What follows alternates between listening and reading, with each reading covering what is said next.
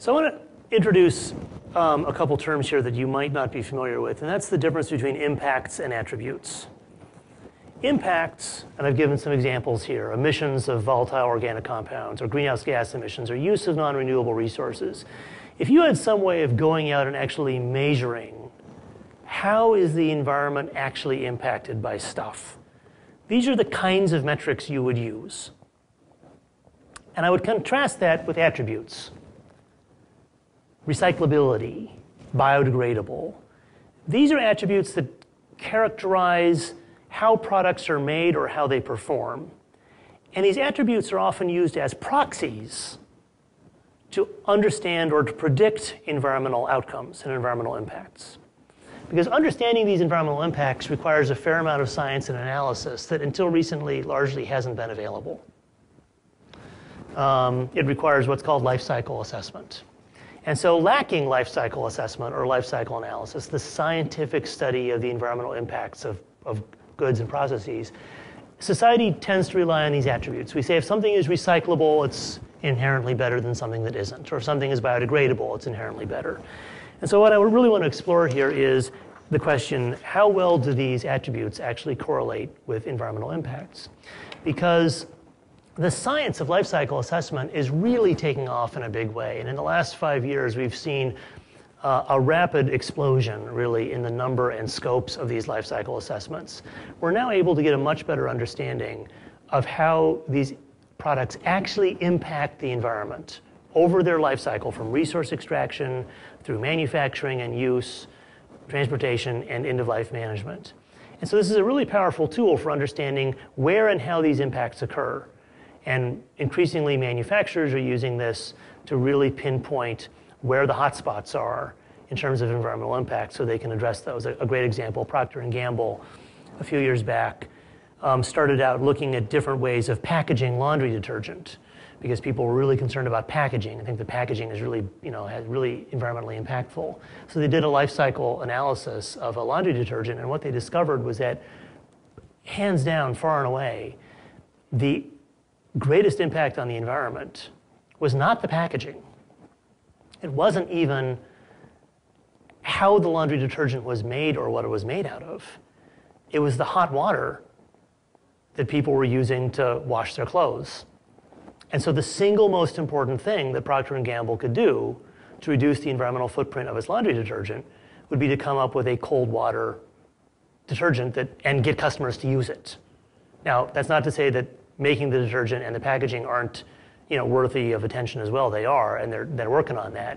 But life cycle analysis revealed to them a very surprising outcome that has enabled them to significantly reduce the environmental impact of their product in ways that people weren't talking about because they were talking about the packaging instead. So what does life cycle assessment tell us about products? Let me give you a couple of examples. This is a 2004 study from the Lawrence Berkeley National Labs that looks at the carbon footprint of a variety of different products. And what we show here is the contribution of different life cycle stages. In red, we have the use stage. And so, for example, for a car, you can see that about 87% of the greenhouse gas impact of a car over its life cycle is associated with using the car. Those are the tailpipe emissions from burning the gasoline in the car's engine. Only about 13% of the emissions are associated with making the car and all the stuff that goes into the car, the rubber, the polyurethane, the steel, the aluminum, everything else. And so that's why a program like Cash for Clunkers, which was really addressing these emissions here, the use phase emissions, made pretty good sense from a climate perspective. Yes, you were increasing the manufacturing of new cars, but you were reducing the emissions associated with the use phase, which is what dominate the equation. Okay? So what we see here is that for materials and products that use energy, use phase is often significant and often dominates. For everything else, it's about upstream emissions. It's about the emissions associated with manufacturing. Very rarely do the emissions associated with disposal even register on this graph. They frankly aren't that significant. So the impacts upstream of the consumer in production are typically many times higher than the impacts associated with waste, at least when it comes to greenhouse gas emissions. Here's an older study from 1992, but it's still very relevant, that looked at a different measure of environmental impact, and this is human health toxics. Here what they're looking at are the toxics released during the production and the toxics released during the disposal of a variety of different packaging materials. Now, toxics are sort of hard to characterize because how do you measure them? You know, mercury is not the same as arsenic, and it's not the same as benzene. So to keep things simple, what these analysts did is they converted all the different toxics, hundreds of different toxics and their impacts, into dollars. They monetized them in economic terms based on their projected impact on human health. So it's a very simple way of boiling down all the impacts to a single metric. And what you see here is for a variety of different materials that the human health impacts of making the packaging materials are many times higher than the human health impacts of disposing of the packaging materials. So again, the impacts upstream of the consumer are many times higher than the impacts downstream. And here's a couple of other materials shown here as well. So even though upstream impacts dominate, both from a climate perspective and a toxics perspective, that doesn't mean that downstream actions don't matter. Recycling is an example of a downstream action. It's how we manage our discards. After everything has been made and everything's been used, how do we manage these discards at the end of their life?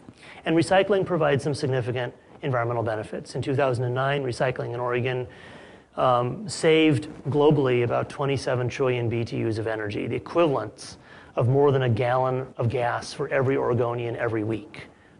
Pretty significant energy savings there. Pretty significant greenhouse gas benefits as well, the equivalent of eliminating the tailpipe emissions from more than 500,000 passenger cars.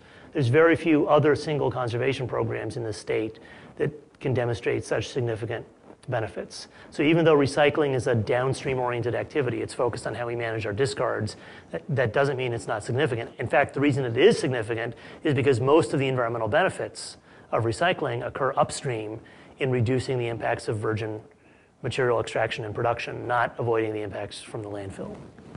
So let's do a quick recap here. What we've seen so far. When we talk about products, energy use and efficiency for products that use energy is very important, and that's why buying products that minimize their energy consumption or are highly efficient is a good purchasing strategy. Recycling is generally beneficial as well.